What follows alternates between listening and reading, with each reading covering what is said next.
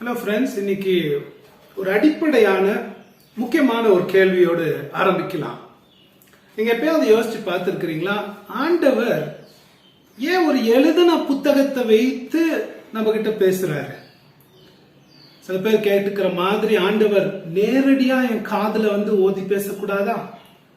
ஆண்டவர் எனக்கு இரவுல கனவுல பேசக்கூடாதா? இல்ல ஒரு வீடியோ ரெக்கார்ட் பண்ணி பேசியிருந்தா ரொம்ப இன்ட்ரெஸ்டிங்கா படிக்கிறதே எனக்கு பிடிக்கிறது இல்ல, அதுல வேற எழுதி வேற கொடுத்திருக்கிறத போய் படின்றீங்களே. ஆண்டவர் ஏன் எழுத்தின் மூலமா நம்ம கிட்ட பேசுறார்?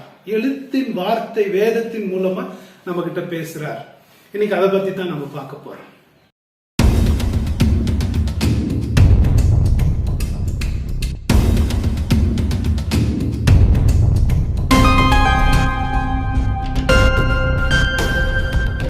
ஆண்டவர் நம்மளோட பேச ரொம்ப விருப்பம் உள்ளவரா இருக்கிறாருங்க.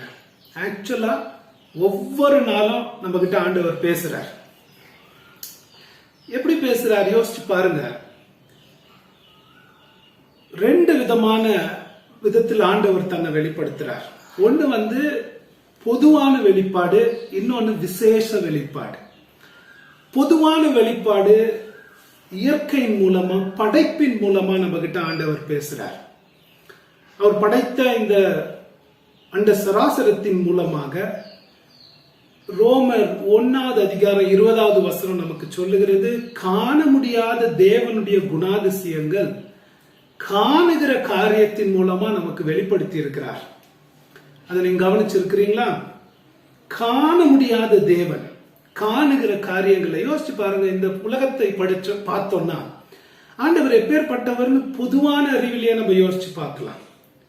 இவ்வளவு பெரிய உலகத்தை 6 நாள்ல படைக்கணும்னா அவருக்கு ரொம்ப பவர் இருந்திருக்கும் இல்லைங்களா? வல்லமை ரொம்ப இருந்திருக்கும். ரெண்டாவது என்ன இந்த காணுகிற காரியங்கள் நமக்கு வெளிப்படுத்துது? அவருக்கு ரொம்ப ஞானம் இருந்திருக்கும். ஏன்னா இந்த நுணுக்கமாக இவ்வளவு சிறப்பாக அந்த டிசைன் பண்ணதும் அது வடிவமைத்ததும் இதெல்லாம் இப்படி பண்ணணும்னா ரொம்ப ஞானம் தேவை. ஒரு வீடு கட்டணும்னாவே எவ்வளவு அறிவு தேவை நமக்கு. இவ்வளவு பெரிய உலகத்தை 6 நாள்ல பண்ணணும்னா ரொம்ப ஞானம். அவரு ரொம்ப வல்லமை உள்ளவர்னு தெரியுது, அவர் ரொம்ப ஞானம் உள்ளவர்னு தெரியுது, இன்னொன்னு அவர் ரொம்ப நல்லவர்னு தெரியுது. யோசிச்சு பாருங்க, இவ்வளவு அழகா எவ்வளவு நல்லதா இந்த உலகத்தை பண்ணியிருக்கிறாரு. ஏன் கொடுமையா பண்ணியிருக்கலாம் இல்லையா? எல்லாத்தையும் பிளாக் அண்ட் ஒயிட்டா பண்ணியிருந்தா எப்படி இருந்திருக்கும்? கலருங்களே இல்லை. இல்ல நம்ம மனுஷனே ஒன்னு பண்ணிட்டேன் போனா போ, இப்போ நீ பாவத்துல வேற விழுந்துட்ட, சரி வேற மண்ணையும் தண்ணியும் குடிச்சுக்கிட்டு வாழணும். இல்ல, எவ்வளவு வகை வகையான ஆகாரங்கள், எவ்வளவு அந்த வகைகளை ருசிக்கும்படி நமக்கு நாவல அந்த டேஸ்ட் பட்ஸ் இதெல்லாம் என்ன காட்டுது? காண முடியாத தேவன் எப்பேற்பட்டவருங்க. இந்த உலகத்தை படைச்சவர் எப்பேற்பட்டவர்? அவர் ரொம்ப பவருங்க, ரொம்ப வல்லமை உள்ளவர், ரொம்ப ஞானம் உள்ளவர், ரொம்ப நல்லவர். இப்படி எல்லாம் ஆண்டவர் நம்மளை படைத்திருக்கிறார். அவரை பத்தி அதனாலதான் அந்த ரோமர் வசனத்துல எந்த மனுஷனும் கடவுளை பத்தி எனக்கு கொஞ்சம் கூட தெரியாதுன்னு சாக்கு போக்கு சொல்றதுக்கு வழியே இல்லை. எந்த மனுஷனும் கடவுளை பத்தி எனக்கு ஒன்றும் தெரியாது, அதனாலதான் ஏதோ ஒரு மரத்தையோ கல்லையோ நான் கும்பிட்டுக்கிட்டு இருந்தேன்னு சொல்ல முடியாத அந்த வசனம் சொல்லுது. மனிதன் மதத்தின் பின்னாடி ஒளிஞ்சுக்க பார்த்தாலும் அவனுடைய உள்ளான மனசாட்சியில அவனுக்கு தெரியும் கடவுள் பெரியவர், ஒரு நாள் அவன் செய்யற தப்புக்கெல்லாம் அவனை தண்டிப்பார் அப்படின்னு. நீங்களும் ஆனஸ்டா உங்க இதயத்தை கொஞ்ச நேரம் உங்க மனசாட்சியை கேட்டு பார்த்து உலகத்தை படைத்த காரியங்கள்லாம் சிந்திச்சு பார்த்தீங்கன்னா உங்களுக்கே தெரியும்.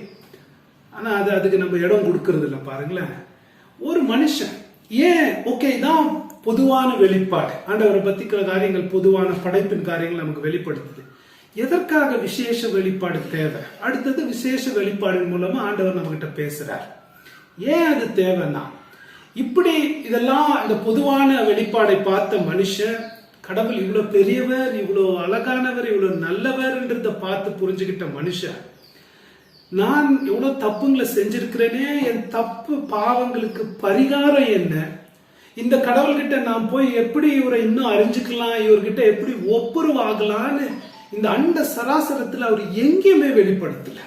பாருங்களேன், எங்கேயுமே அந்த மனிதன் கடவுள்கிட்ட ஒப்புரவு ஆகும்படிக்கு, மனிதன் கடவுளுடைய வழியில் போய் அவன் ரட்சிக்கும்படிக்கு அந்த அறிவை ஆண்டவர் பொதுவான வெளிப்பாடுல படைப்புல எங்கேயுமே வெளிப்படுத்தல. ஆகவே கடவுள் பாவியான மனிதன் தன்னோடு வருவதற்கு, தன்னோடு ஒப்புரவு ஆகுவதற்காக ஒரு விசேஷ வெளிப்பாடு கொடுக்க வேண்டிய அவசியமா இருந்துச்சு.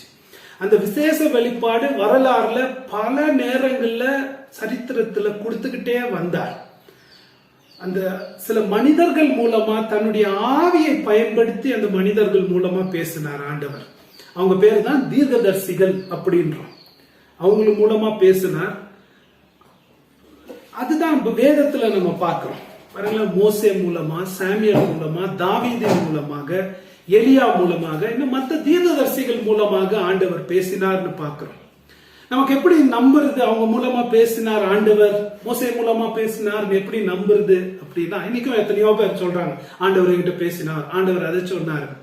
மோசே மூலமா ஆண்டவர் பேசினார் ஏன் நம்ம நம்பணும்னா, ஆண்டவர் இந்த மனிதர்கள் ஆண்டவர் மட்டுமே செய்யக்கூடிய காரியங்களை, அற்புதங்களை செய்து அவர்கள் உண்மையாகவே தேவனுடைய பிரதிநிதிகள், தேவனுடைய தூதுவர்கள் என்றத ஊர்ஜிதப்படுத்தினாங்க. அதனாலதான் மோசே பேசினதை நம்ம நம்பலாம் ஆண்டவர் வார்த்தைகள். ஏன்னா கடலை யாருங்க பிரிக்க முடியும்? 10 வாதைகளை யாருங்க கொண்டு வர முடியும்? எலியாவை எடுத்தோம்னா வானத்துல இருந்து மலையை நிறுத்த முடியும், மலையை கொண்டு வர முடியும். கடவுள் மட்டுமே செய்யக்கூடிய காரியங்களை இவர்கள் செய்ததுனால், கடவுள் அவர்களுக்கு இந்த வல்லமை கொடுத்ததுனால் தேவனுடைய தூதர்கள், தீர்க்கதரிசிகள் நம்ம அவர்களை நம்புறோம். அவர்கள் பேசின வார்த்தைகள் தேவனுடைய வார்த்தைகள், தேவனுடைய ஆவியினால் ஏவப்பட்ட வார்த்தைகள். இப்படி இந்த பேசின வார்த்தைகள் இது எல்லாமே அவங்க காலத்தோடு முடிஞ்சு போயிருந்திருக்கும். பாருங்களேன், ஆண்டவர் மோசேக்கு என்ன சொன்னார், எலியாக்கு என்ன சொன்னார், அவங்க காலத்தோட முடிஞ்சு போயிருக்கும்.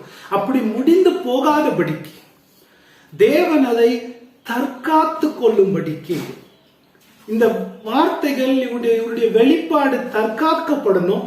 இன்னொன்னு, எல்லா மனிதர்களுக்கும் அது பரப்பப்படணும். தற்காத்து கொள்வதற்கு, பரப்பப்படுவதற்கு அது ஆண்டவர் எழுத்தில் கொள்ளணும்னு சித்தம் கொண்டார். கடைசியாக ஆண்டவராகிய இயேசு கிறிஸ்துவின் மூலமாக அவருடைய விசேஷ வெளிப்பாடு முழுமை அடைந்தது. ஆனா இந்த வெளிப்பாடெல்லாம் அந்தந்த காலத்தோட முடிஞ்சு போயிருந்திருக்கும். மோசே பேசினது அந்த ஜெனரேஷனோட எல்லாரும் முடிஞ்சு மறந்திருப்பாங்க. அதே மாதிரி எலியா காலத்துல அப்படி ஆயிருந்திருக்கும். ஆனா ஆண்டவர் இந்த தன்னுடைய மனிதர்கள், பாவி மனிதர் எப்படி என்னோடு ஒப்புரவாய் வரலாம், தன் பாவத்துக்கு எப்படி பரிகாரம் அடையலாம் என்ற சத்தியங்களை, வெளிப்பாடை காக்கணும் என்பதற்காக, அதை பரப்பணும் என்பதற்காக எழுத்தில் கொள்ளணும்னு சித்தம் கொண்டார். அதை ரெக்கார்ட் பண்ணணும்னு சித்தம் கொண்டார். நம்ம காலத்துல எப்படிங்க ஏதாவது நம்ம தற்காக்கணும், ஏதாவது நம்ம பாதுகாக்கணும்னா என்ன பண்றோம்?